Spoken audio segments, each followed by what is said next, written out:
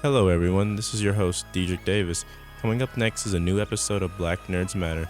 On this show, we get real experiences, thoughts, and advice from different black professionals in the world of STEM. Stay tuned at WMNF Radio for more. Come for the science, stay for the nerds. Hello, everyone. Welcome to the third episode of Black Nerds Matter. Today, we are joined by Dr. Walter Smith Jr. He is an environmental activist, engineer, and Black history expert in Tampa Bay area. Walter, how you doing today? Doing well. And you? Pretty good. All right. So I got a few questions for you today. First of all, how'd you even get into environmentalism? At first, I did not want to. Really? I did not want to do it at all. I was 18 years old, and I was making a decision about what I wanted to do. I wanted to go and just be a lawyer. That's it. Just wanted to be a lawyer.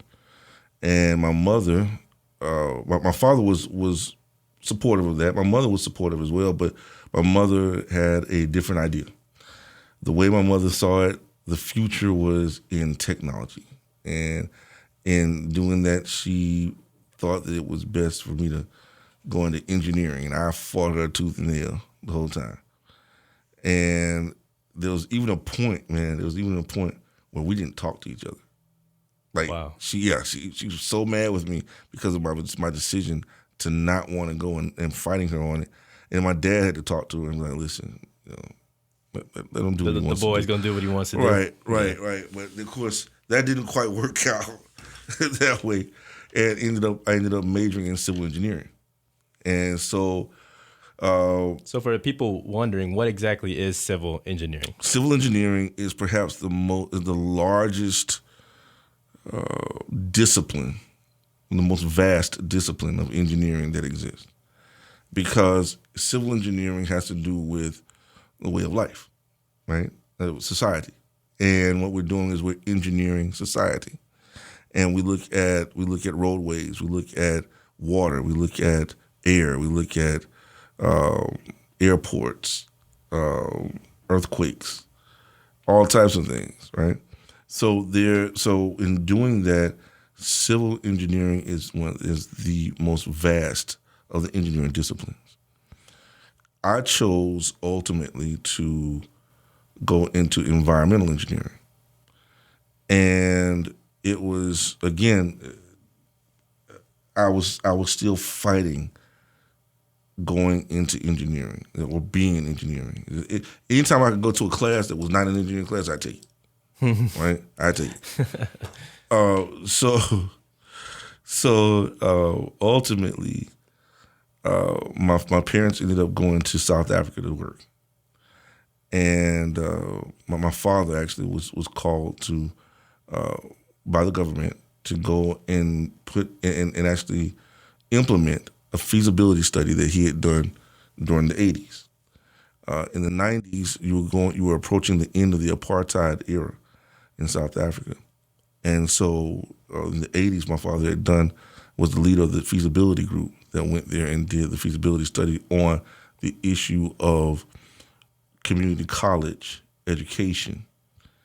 What a lot of people don't know about education in South Africa was that black people were forced to learn with Afrikaans or Dutch language as the medium of language. Is this pre or post apartheid? This is during apartheid. Okay. During apartheid. So instead of learning by English, which was the global economic language, black people were forced to go to learn by way of Dutch or Afrikaans, right? So anyway, when Dad went back and he implemented the community college system there, starting with the Funda Community College, which is located in Diepkloof, in Soweto, in Johannesburg. Anyway, and because of the work that he was doing, he was called back again. This time he took my mother with him, and because both of them were chosen to be monitors for the election in 1994, which actually brought Nelson Mandela to power. Oh, wow. So they were part of that whole thing. Wow. They were part of the whole, they were monitors. They were actually election monitors, right? So So anyway, they were there. And they left me behind in Tallahassee at FAMU. And I chose to stay there and finish up, and I was going to just go right through, right? Well, I got was this undergrad or was this undergraduate? Okay, It was undergraduate. So I get a phone call. I'm on internship. I get a phone call, and my father says to me, "Hey, son, why don't you come on over to South Africa and for an extended period of time, and go ahead and just take some classes while you're here?" And I said, nah, I just want to go ahead and finish up and, do my thing here. And, it was, I was dating a young lady at the time.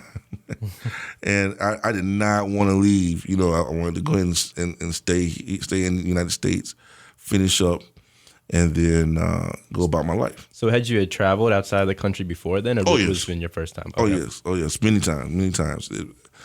I had been living in Africa off and on for like 10 years of my life. Wow. Yeah. So 10 years of my life really was me being in Africa, off and on, and this was going to be one of those times. And you like, ain't nothing there I ain't seen already. Right. I'm not trying to go back now. After I've been in boarding school I was in boarding school there in the early '80s. Right. So I really was not trying to go back through that whole thing again. But I'm there on internship. My dad calls and he says, "Hey, why don't you try it out?" I said, "Nah, Dad." He said, "Okay, son, that's cool. Well, when you get ready to visit, during Christmas, let us know. We'll get you ready." I said, "Okay, cool." I get a phone call 6:00 in the morning, Saturday morning. It's my mother. Her exact words to me were, "I understand you had a phone call with your father." I said, "Yes, ma'am. I understand that you turned down his offer to come and go to school over here in Joburg." "Yes, ma'am." "Okay. Well, what's gonna happen is you're gonna get your ass on a plane come August 10th, and you're going to have that little girl drive you to the airport, and you're going to get your ass on that plane, and we're going to meet you in Joburg, at Joburg at the airport." Needless to say, I was on the plane. You was in Joburg, yeah. I was in Joburg. So I did, and it was one heck of an experience. Had I not had this experience, I probably would not be where I am today. I can tell you that right now. And let me tell you why. I lived through situations where, people were fighting revolutions, right? I've seen rebels pulled over by rebels, held captive by rebels, so to speak, or detained by rebels, not captive, but detained by rebels in different parts of Africa during the time of civil wars that were taking place. I was in Africa during the time that there was northern and southern Rhodesia, as opposed to Zimbabwe and Zambia. Were you there during any of the times in Rwanda? Any times like that? Yes, I was there. Okay. I was there. And Rwanda was to the north of me. Okay. I was in Malawi. Oh, wow. Yeah. So you weren't far away from these events at all. You were I was right smack dab in the middle of it. So to the west was Zambia and Zimbabwe. To the south was South Africa. To the north was to the east was Mozambique. Oh, right, which was fighting almost a 3-way civil war, and then to the north was Rwanda and Congo. Well, I bet it's hard to go from being in America. I know there's fights in America and whatnot, but going that into like war-torn territory, like going straight from there to hanging out in Tallahassee with your girlfriend and enjoying yourself, maybe partying, having fun on weekends, to going like, oh my God, like we are in war. Yeah. And so I'm sure that was like a shock, and that's like hard to go. But I know you want to be there for your family and do the stuff. And your mama tell you got to get on the plane. You're like, hell, I'll go anywhere. Right. And it, when I was in boarding school, it was the wars and stuff like that. When I was in college, in high school, it was little skirmishes, little fights here and there. When I got to college, it was literally fights. I mean, like, boom, full blown riots. I was there the day that the Zulus marched down on the police armory. Wow, that was huge, huge.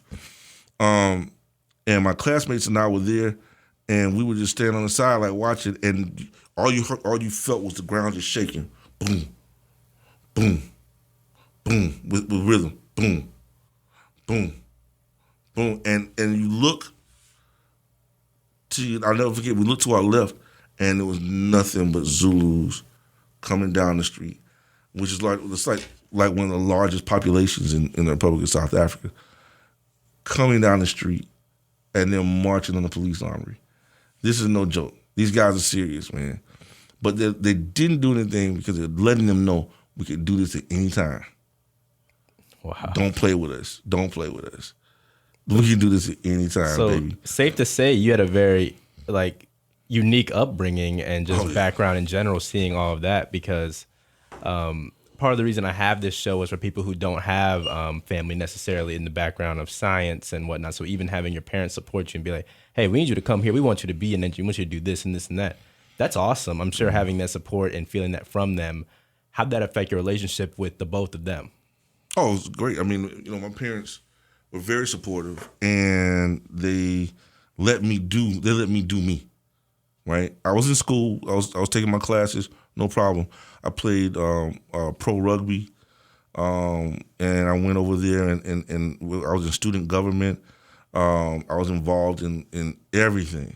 I exchanged ideas with people that you see on TV right now, like Julius Malema. It was nothing to see him in Joburg.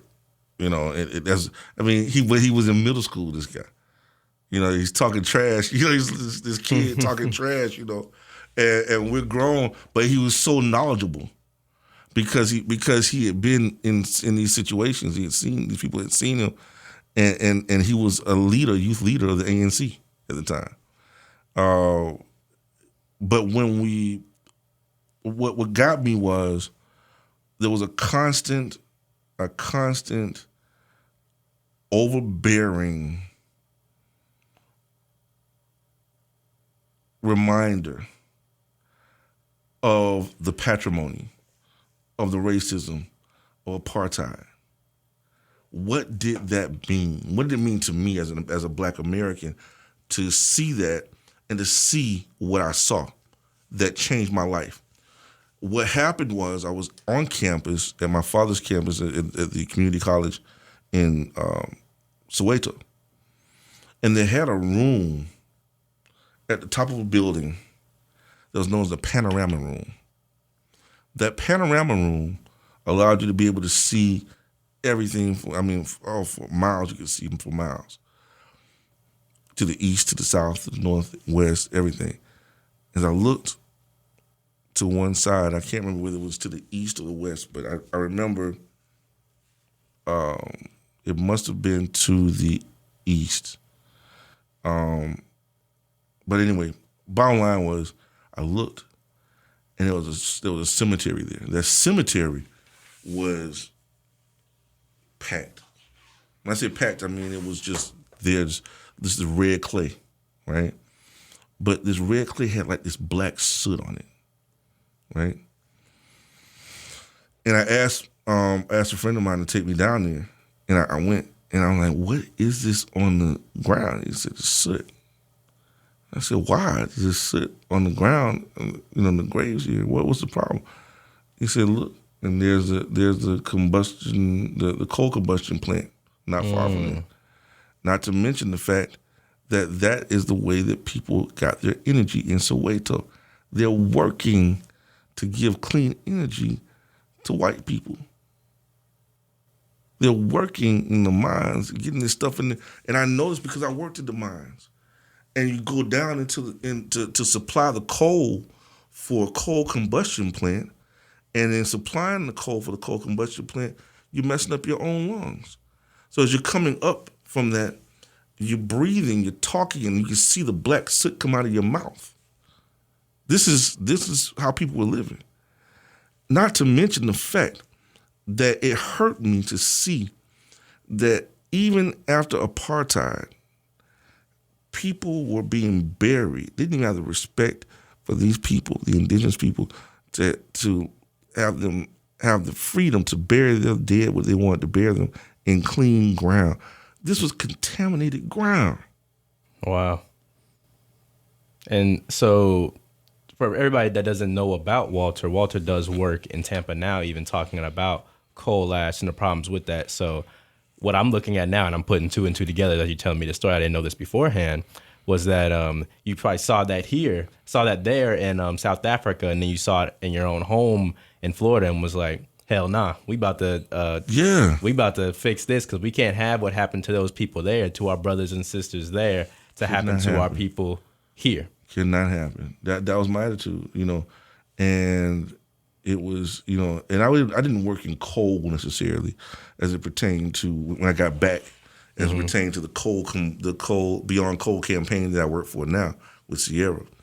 When I came back, I started realizing I was working in regulatory, and as I worked in the regulatory sector, I started seeing all these issues with water, and saw that the issues were prevalently in black sides of town.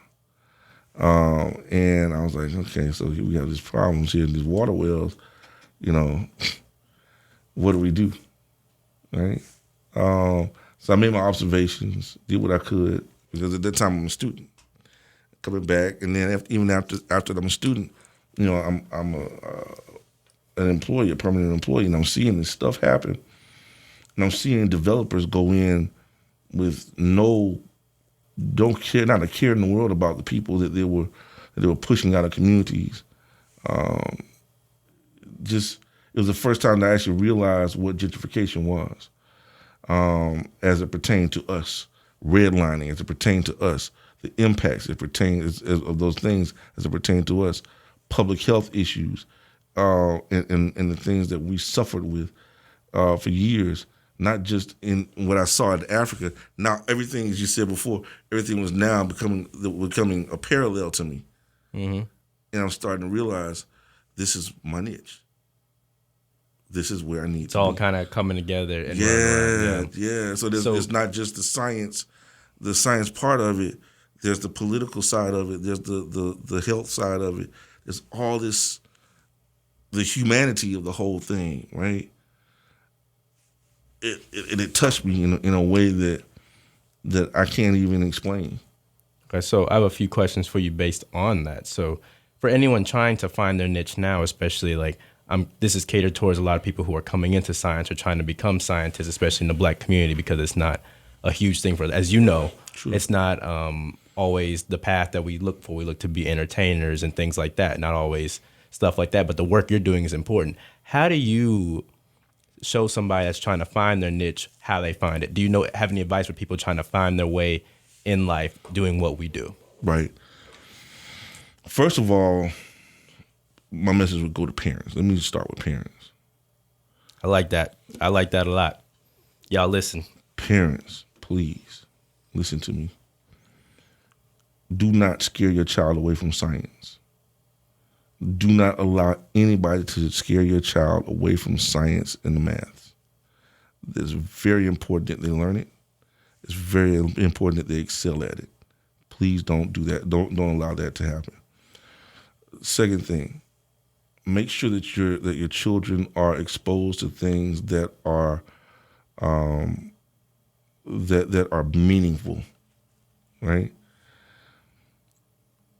We are exposed to garbage in our media, in our social media even.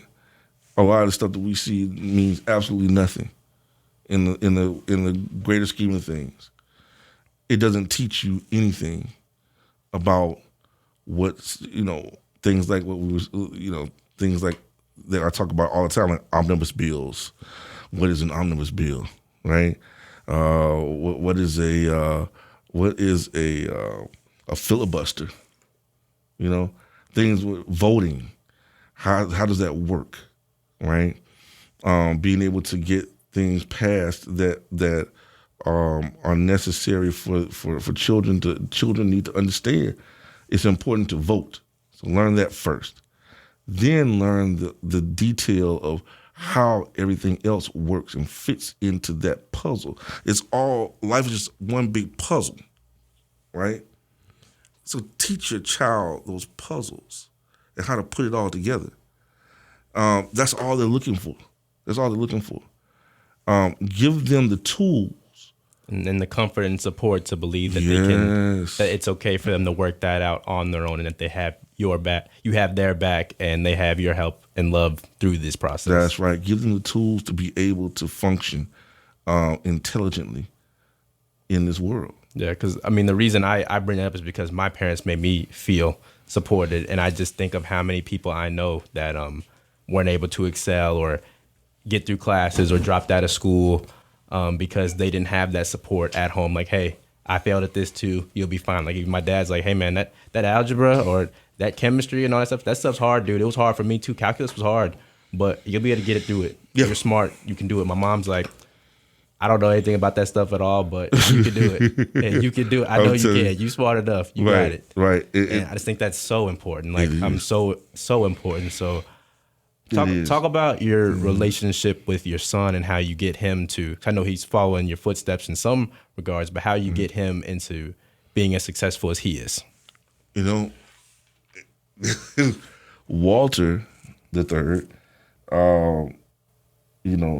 is my heart and soul. That's my heart and soul. I have two children. Okay. I have a daughter and I have a son. My daughter's doing very well. She's a professional in human resources right now, and so she's doing very well.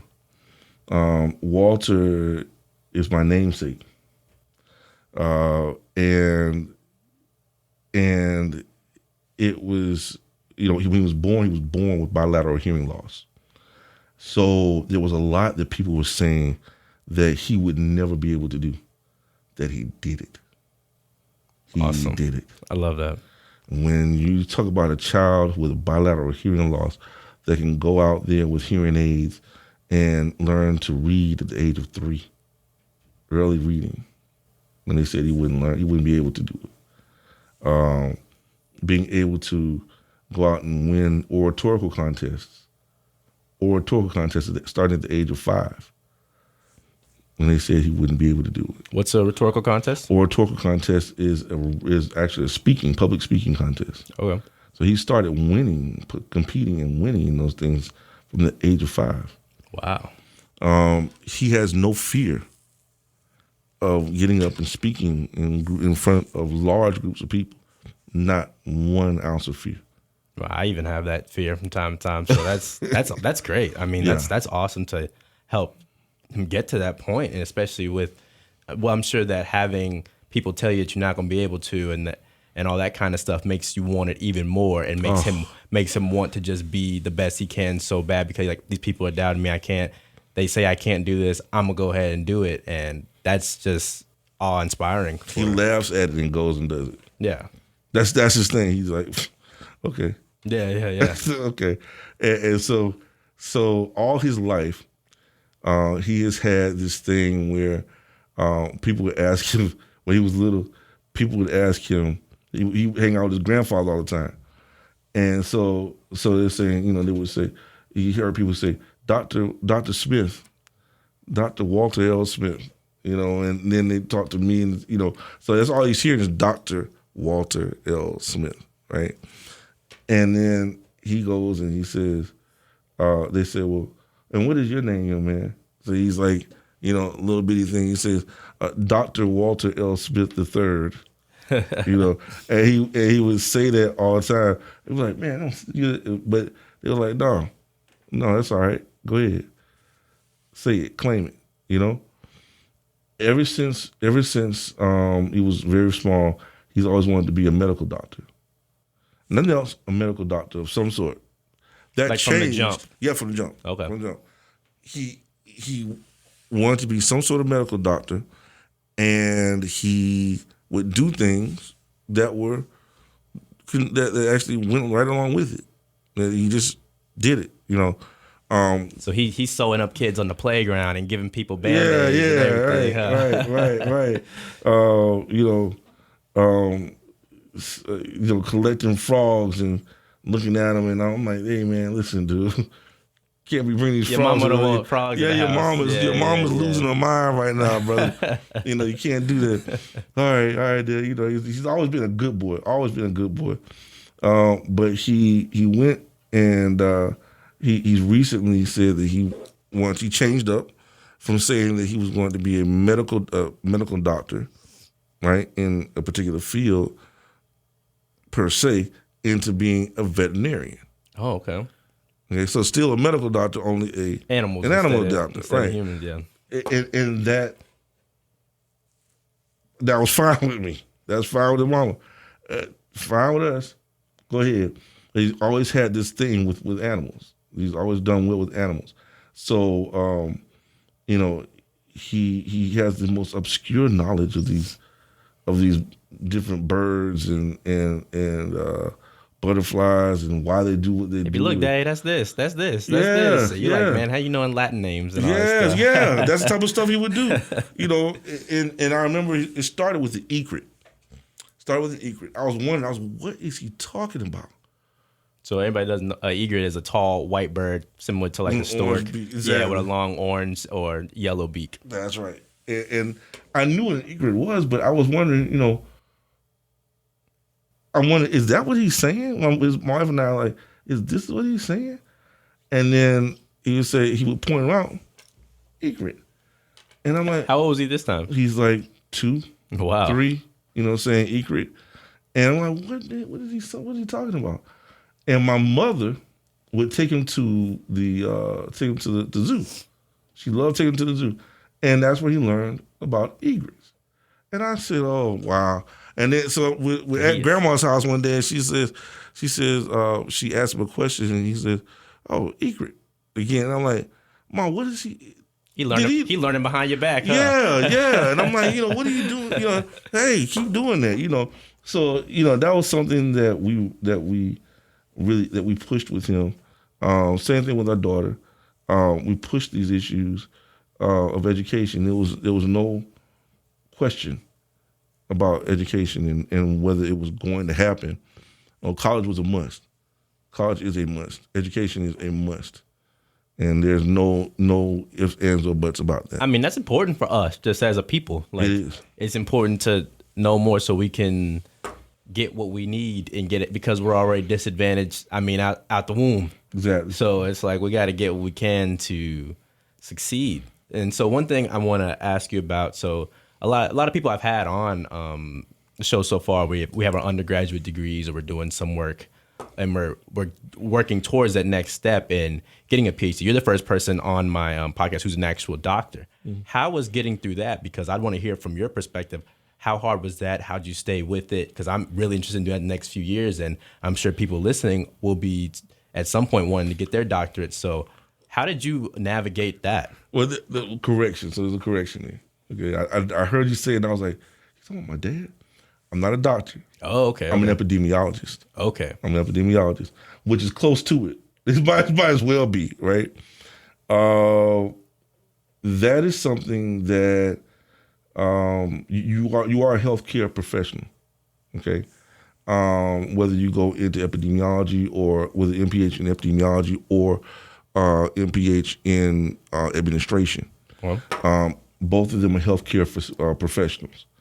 The main thing to remember is what side of the realm you want to work in. So we still call you doctor, right? Yeah, you got to knock yourself out. Okay. Some people do that all the time because of my dad, and also because I teach classes from time to time. Okay. So and so they started calling me professor, and they started calling me doctor, and I say I claim it, it's cool. Okay. Okay, folks, next episode we'll get a PhD doctor ask them. Right. To be continued. Right, to be continued. The main thing is to know which side you want to function in. Okay. For instance, do you want to be in academia, right? Or do you want to be in the field? Not everybody in academia is in the field. Some people are strictly textbook. Some people are not. Some people are literally in the emergency room if you're talking about medical doctors. Some people are not. And they strictly work in the administration portion, right? And never sewn a body up a day in their lives except in class. And that is something that you have to determine that you're going to go in those directions. Another thing to keep in mind is this: there is the need to understand what it takes to write and to expand on the and to expand on the field of study that's before you. Give me an example of what I mean. When we talk about epidemiology, we're talking about being able to take an illness that has been introduced to a community and being able to figure out then how do you contain, how to get there, first of all. Then you have to figure out how does one contract it? Then you have to figure out how do you contain it, right? And ultimately, hopefully diminish it, right? So all those things are a part of the study, of the field study. And it can be something as simple as encephalitis, right? Or low birth weight babies, understanding why you have low birth weight babies in a particular segment of a city. So the who, why, how, and where, all that kind of stuff. Yes. Yeah. Because we have long-standing, in the Black community especially, we have long-standing illnesses amongst our children, especially when it comes to infant mortality and infant weight levels, right? The different weights and illnesses that they contract that cause that. Those things happen quite often because of exposures. And so, again, you're finding out where this came from, how these things happen. And so there could be a number of things, but you got to narrow it down to that one thing. The investigative part of it is what gets me, is what pulls me in every time.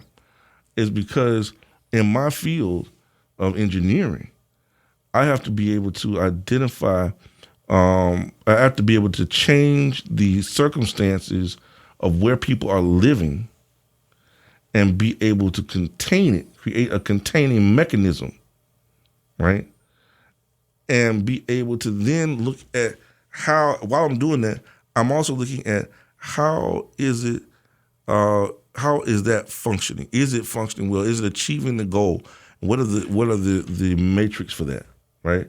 The matrix for that? How do you measure success with that whole thing? So that's important. That's important. And so a lot of times people don't pay attention to that at all. You know, until on the outside world, they don't know that. They don't know to do that. But in our world, in the world that you and I live in, you know, the real world. Yeah, the real world, man. It's like, you know, in their world, it's I got to go to work. In our world, it's like, whoa, that cough you got. I just heard that same cough over here. We all work at that. Yeah. We all work. Y'all work the same place. Yeah. Y'all either hanging out, living, or working in the same place. I need to know which one it is right now. Yeah. Right now, stay home. Right now, we're gonna figure this out. And that was, you know what I did? As I'm working at this station, at this radio station.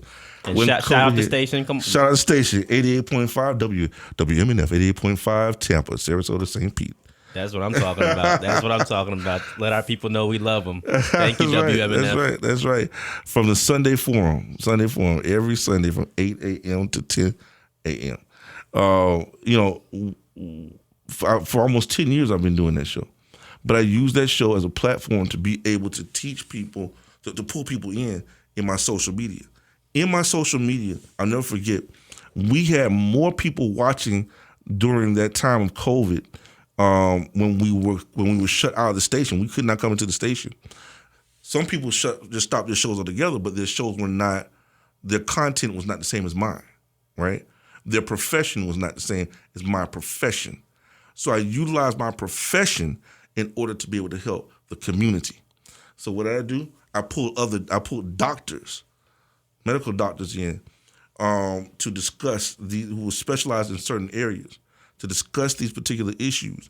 I would actually do shows where I would broadcast how to clean your hands or your body. What are safety precautions that you take early on, because we don't know anything about this COVID-19. We know nothing about it. So this is what you do in the meantime. And people were actually calling in.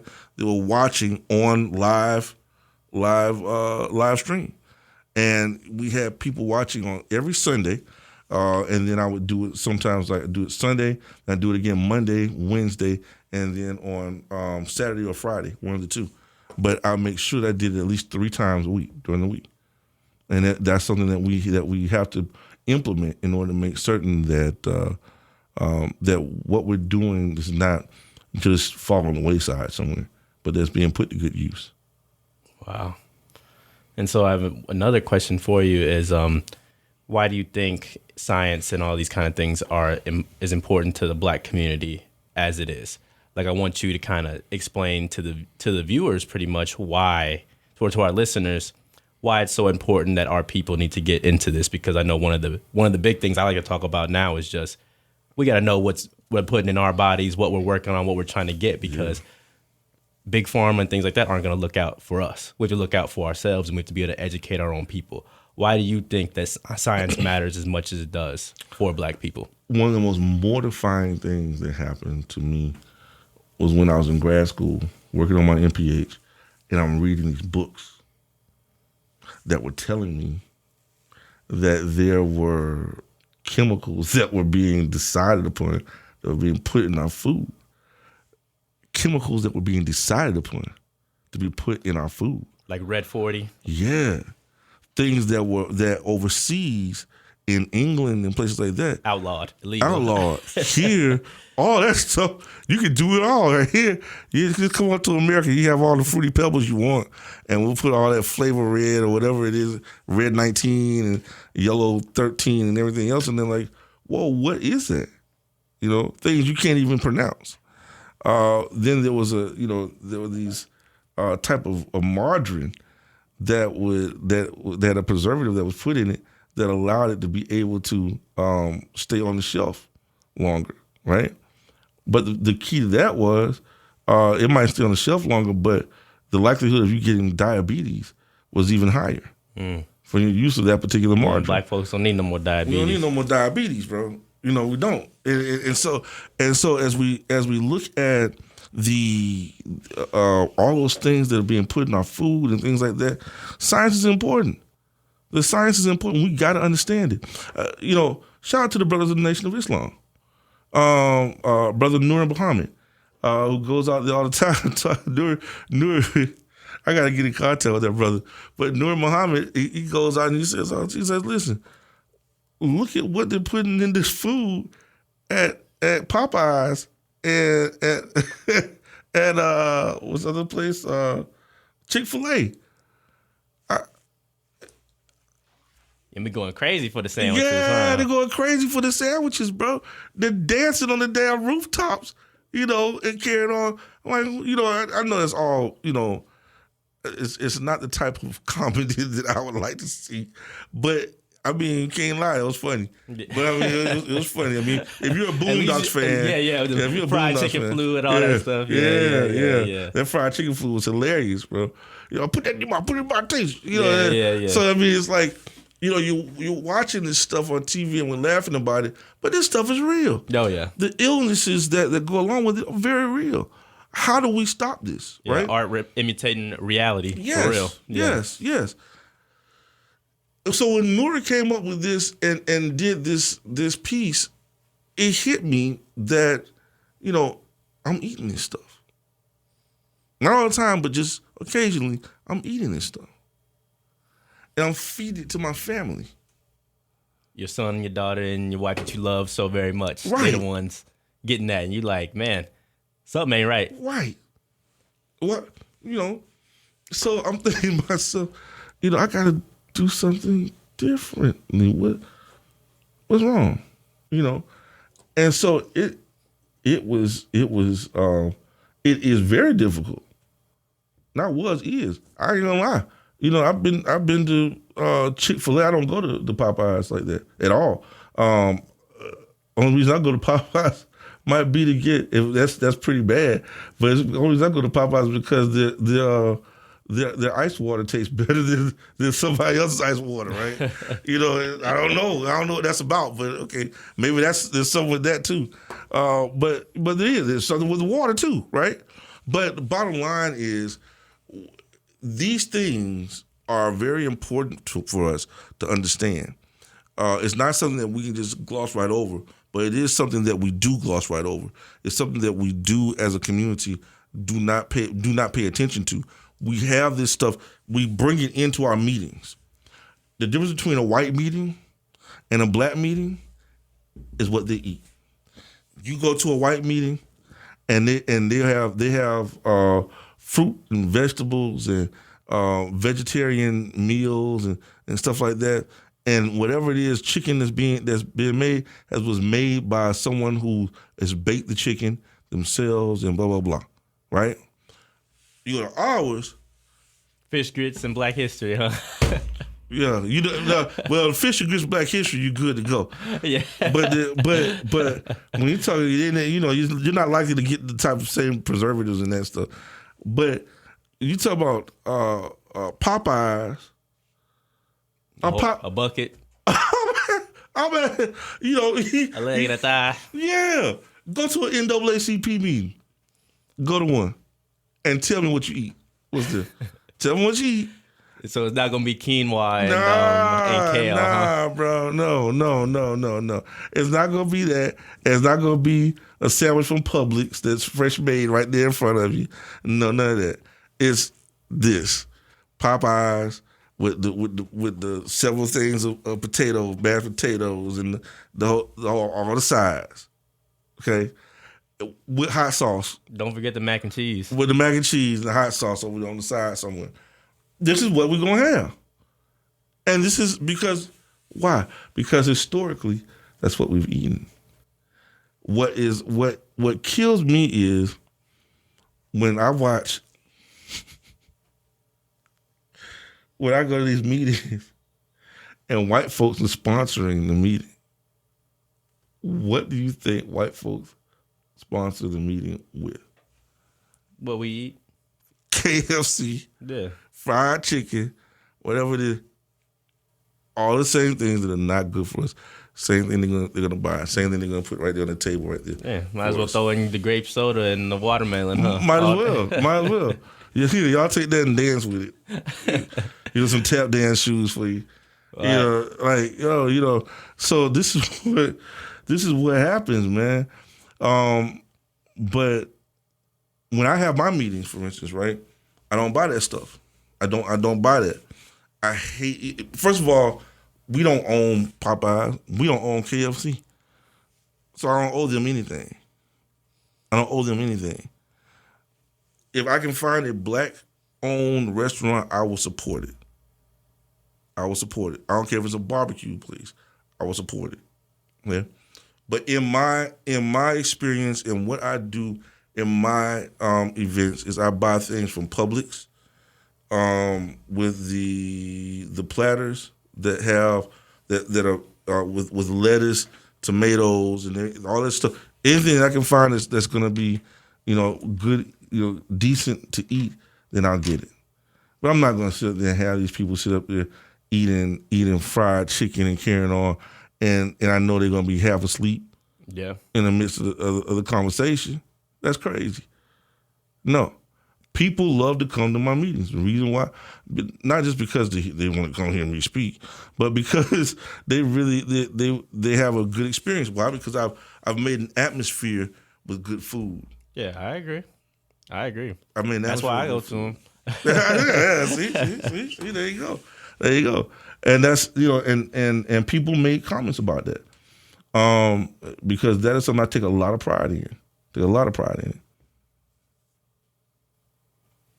Okay, great.